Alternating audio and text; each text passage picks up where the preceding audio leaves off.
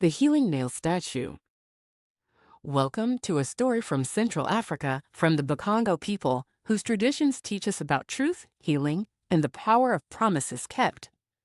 Today, we meet the Muntu family, a family whose story is as old as the rivers that run through their village and as important as the bonds that hold their community together.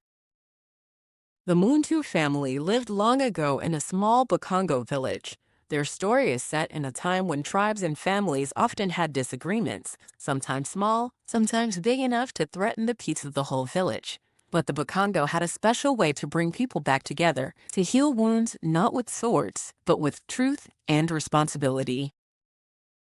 At the heart of this tradition is something called a Minkisi, singular, Minkisi, a sacred statue made from wood and clay that holds spiritual power. This was no ordinary statue. It was the keeper of promises. In the Munta family's village, when two families or groups wanted to make peace, they gathered around the Minkisi. The statue stood tall, its surface rough and full of tiny holes. Here's where it gets interesting. The people would drive nails, small iron nails, right into the statue. Each nail wasn't just metal, it was a symbol of a promise made and a truth spoken. Every nail sealed a vow to be honest, to respect each other, and to work together for the good of the community. Imagine that, a giant wooden figure covered in nails, each one a promise to tell the truth even when it's hard, to forgive, and to be accountable. The more nails in a statue, the stronger the peace. It was like the community's heartbeat, showing how everyone was connected and responsible for the healing of the whole. In the Muntu family story, a treaty was made between two neighbors who had been arguing over land. Both sides came to the Minkisi statue to swear their truth.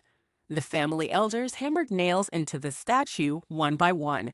As each nail went in, the villagers felt the burden of their conflict lifting. The statue wasn't just holding nails, it was holding their shared hope for a better future. Now here's a way you can experience this story today, even if you're far from a Bakongo village. Imagine your classroom or family making a pledge board, like a small version of the Minkisi statue. Everyone writes down a promise, a truth they want to keep, or a way they want to help others. Then, just like the nails, each promise is marked with a sticker, a drawing, or a pin.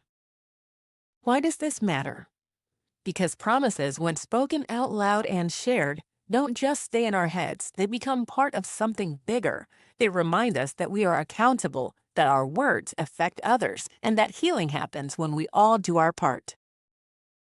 So the story of the Healing Nail statue shows us that peace isn't just about stopping fights, it's about building trust, being honest, and caring for each other like family. And every promise, every nail, helps keep that peace strong, just like the Muntu family and their village learned so long ago. Thanks for listening to this story from the heart of Central Africa.